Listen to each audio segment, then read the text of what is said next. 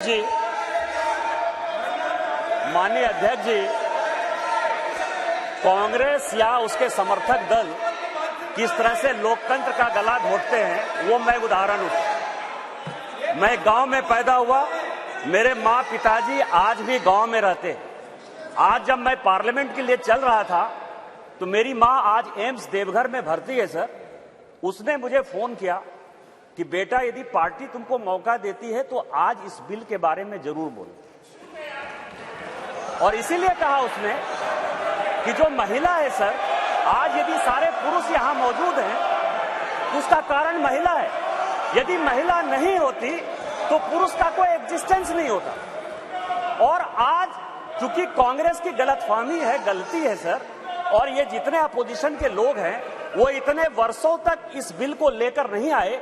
हमारे माननीय प्रधानमंत्री जी ने ये नैतिक साहस दिखाया, हमारी पार्टी ने ये नैतिक साहस दिखाया। आज हम बिल लेकर आए हैं कि इनके पेट में दर्द हो रहा है। हम वर्षों से सुनते रहे सर कि जननी जन्मभूमिश्च स्वर्गादपि गरीयसी, यत्र नार्यस्तु पूज्यन्ते रमन्ते तत्र देवता। लेकिन क्या हुआ? इस देश में महिलाएं स्कूल एजुकेशन के लिए परेशान थी। जब तक माननीय अटल बिहारी वाजपेयी जी की सरकार नहीं आई, सर्व शिक्षा अभियान इस देश में नहीं आया, महिलाओं का जो है शिक्षा का लेवल नहीं बढ़ पाया सर। महिलाएं यदि बच्चियां स्कूल जाती थी तो उनको जो है खाना बनाकर जाना पड़ता था सर। और इसको जब हमारे प्रधानमंत्री जी ने देखा तो मिड डे मील स्कीम जब तक कि सरकारी स्कूलों में लागू नहीं हुआ तब तक महिलाओं की संख्या, बच्चियों की संख्या नहीं बढ़ी सर। और उसके बाद जो सबसे बड़ा प्रॉब्लम था, इस देश के प्रधानमंत्री ने जो सबसे बड़ी बात की कि उनको सम्मान दिया सर। सारे स्कूल में, स्मृति ईरानी जी उस वक्त एचआरडी मिनिस्टर थी, सारे स्कूलों में शौचालय बनाकर महिलाएं कैसे अच्छा से पढ़ेंगी, बच्चियां कैसे आगे बढ़ेंगी, उसी का ये उदाहरण है। और उससे आगे बढ़कर आज जो कल से लेकर परसों से लेकर माननीय प्रधानमंत्री जी लगातार बोल रहे हैं कि सही समय है, यही समय। और इसी समय पर आज ये ऐतिहासिक सेशन बुलाकर माननीय प्रधानमंत्री जी ने महिलाओं को जो सम्मान देने का काम किया, उसके लिए हम भारतीय जनता पार्टी के कार्यकर्ता गौरवान्वित हैं। और हम उनका जो है आदर और नमन करते हैं कि उन्होंने महिलाओं को आरक्षण देने का फैसला किया। सर, मैं पढ़ रहा था, काफी बातें कही, मैं केवल 2-3 चीजें बताना चाहता हूं, फिर अपने विषय पर आऊंगा सर। ये देश इस संविधान से चलता है और इसका आर्टिकल 82, मनीष तिवारी जी यहां बैठे हुए हैं, कल से लगातार वो संविधान संविधान संविधान की बात कर रहे हैं। अभी सोनिया जी ने भी बोलते हुए बातें कही कि अभी क्यों नहीं लागू कर दिया, कब से लागू कर देंगे। ये देश संविधान से चलता है। मैं आर्टिकल 243D और आर्टिकल 243T, जिसके लिए कि उन्होंने बड़ा अपने आप को गौरवान्वित महसूस किया कि हमने पंचायत में जो है महिला रिजर्वेशन लागू किया, बड़ा अच्छा किया। लेकिन यह आर्टिकल में 243D और 243T हमने तो नहीं दिया। आप दोनों को पढ़ लीजिए, 243D और T क्या पंचायत में किस तरह से रिजर्वेशन होगा और म्युनिसिपल कॉर्पोरेशन में किस तरह से रिजर्वेशन होगा। आपने उसके लिए कभी ओबीसी की बात तो नहीं की। यदि इस आर्टिकल में यदि आपने डाला होता ओबीसी की बात तो आप जब करिए बहुत अच्छा, इतने वर्षों से आपको नहीं दिखाई दिया। उसी तरह से 1947 से लेकर 49 तक ये पूरा संविधान सभा चलता रहा। परसों से यही भाषण सुन रहे हैं सर। इस कॉन्स्टिट्यूएंट असेंबली से लेकर 1952 से लेकर आज तक चुनाव हुआ, कभी किसी ने राज्यसभा में रिजर्वेशन की बात नहीं की, विधान परिषद में बात नहीं की। आज भी राज्यसभा में शेड्यूल कास्ट और शेड्यूल ट्राइब को रिजर्वेशन नहीं है, विधान परिषद में शेड्यूल कास्ट शेड्यूल ट्राइब को रिजर्वेशन नहीं है। आप कौन सी नई बात केवल पॉलिटिकल एंगल के लिए ले आते हैं?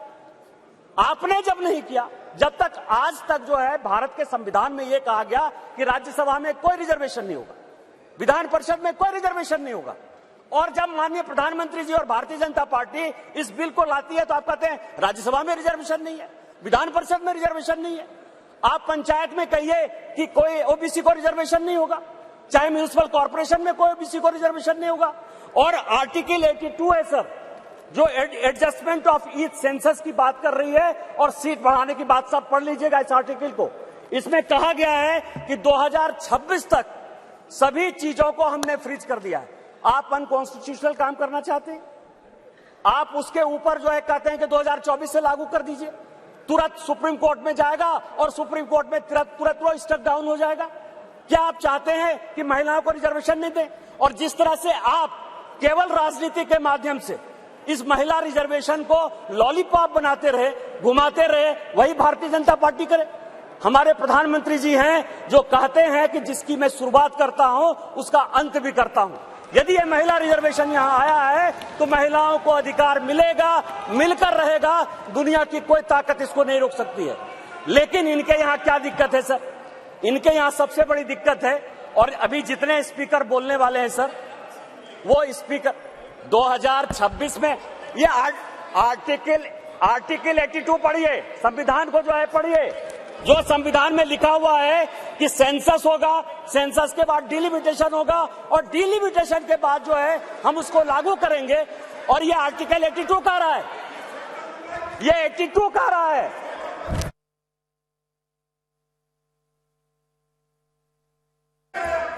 सर पूरे देश दुनिया में कोरोना के कारण लोग मरे, माननीय प्रधानमंत्री जी के कारण आज 140 करोड़ लोग बच गए। इस पार्लियामेंट को चलाने में आप जैसे लोगों को क्या समस्या हुई सर? लोकसभा, राज्यसभा, लॉबी, सभी जगह सांसद बैठकर कानून पास करते रहे। भाई मरता था तो भाई का लाश जलाने के लिए कोई नहीं जाता था, पिता मरते थे तो पिता का लाश जलाने के लिए बेटा नहीं जाता था।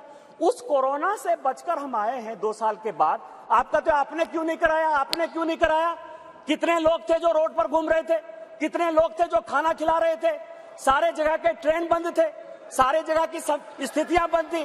भागलपुर पूरा जो है भारत जो है किस तरह के विकट परिस्थिति में था सर? माननीय प्रधानमंत्री जी 140 करोड़ लोगों को बचा के लाए हैं, और सेंसस जो संवैधानिक चीज है उसको जब हम लागू करेंगे तो ये लागू होगा। आज आप कह रहे हो क्यों नहीं लागू किए? देश में फिर से ये गलत तरह का माहौल पैदा करने की कोशिश कर रहे हैं सर।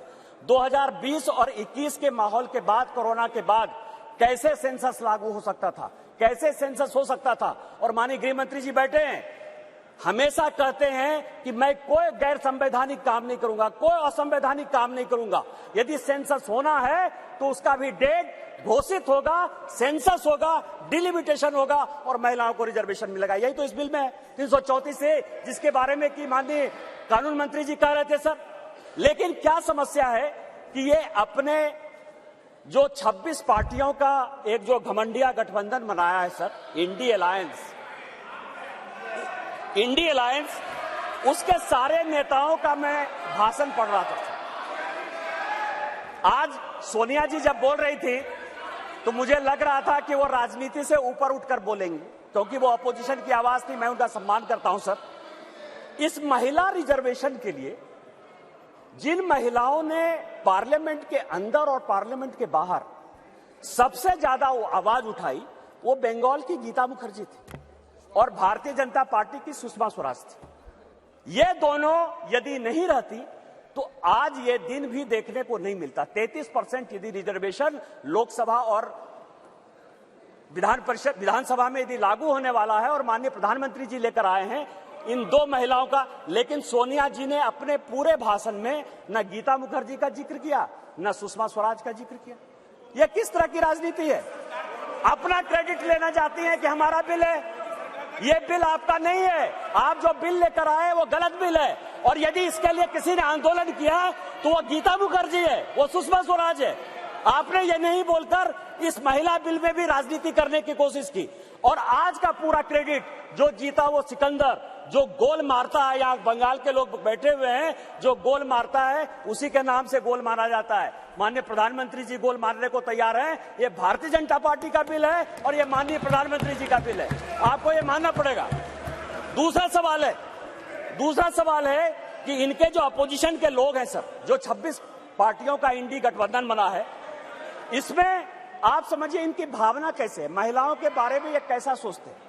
ये सोचते हैं, अब नहीं रहे, इसी सदन के सदस्य थे, राज्यसभा के भी सदस्य थे, इनके पार्टी के बड़े नेता थे अपोजिशन के, वो कहते हैं कि परकटी महिलाएं आ जाएंगी, क्या महिलाओं के लिए इस तरह की बातें होनी चाहिए?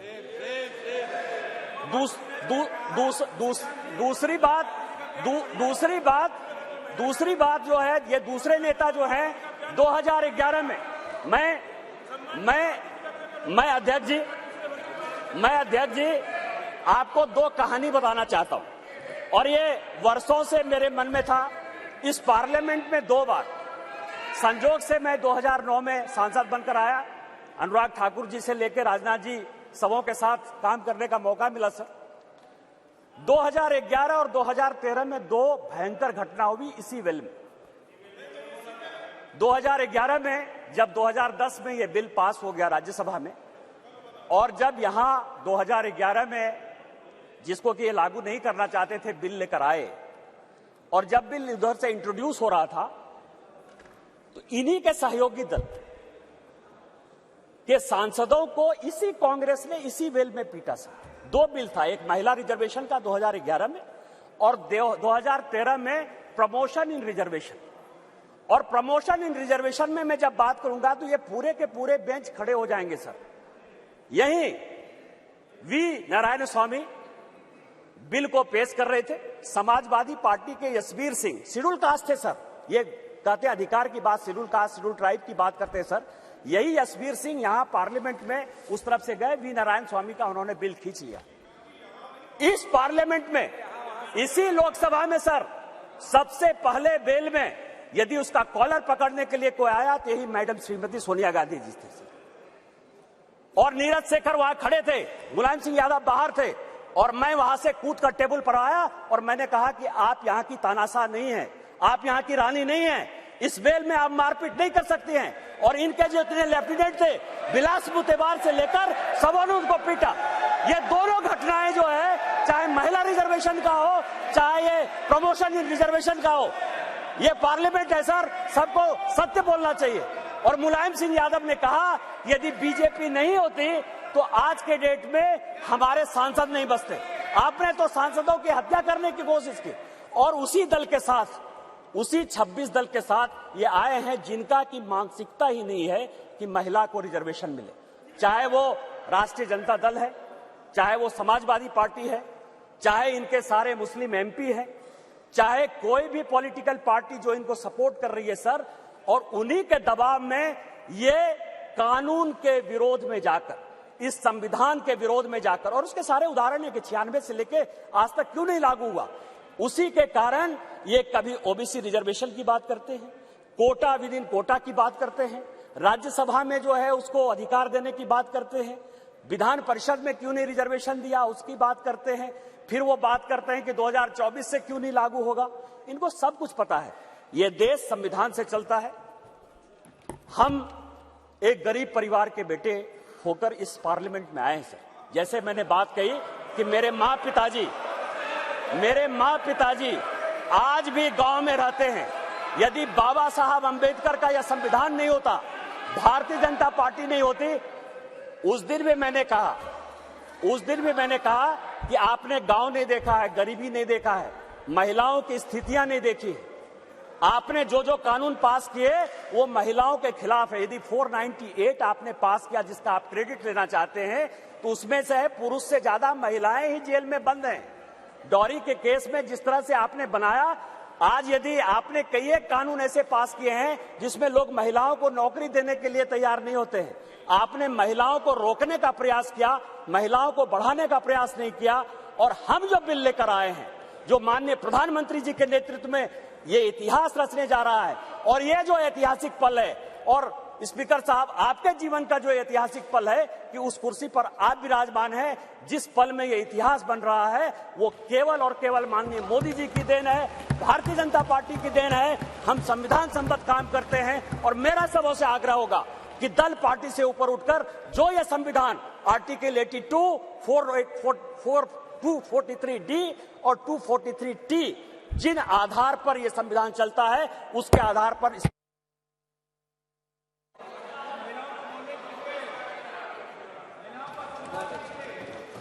श्रीमती कनिमोझी जी।